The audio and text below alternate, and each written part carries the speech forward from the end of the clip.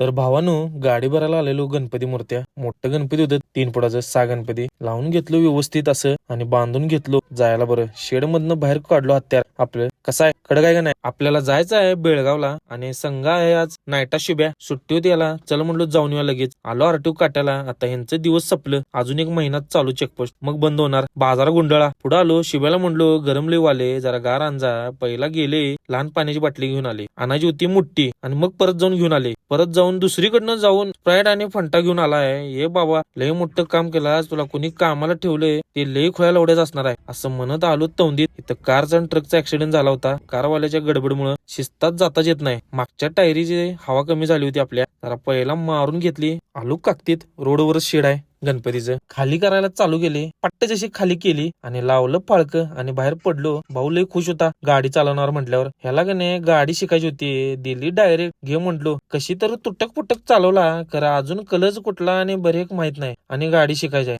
गप्प बस म्हणलो बाजूला, तुला काय सरळच येत नाही, लाखाचं 12 लाख करशील माझं. आणि बाळ लय दमून झोपलं की लगेच सोनं. डायरेक्ट आलो मग टावडटेला.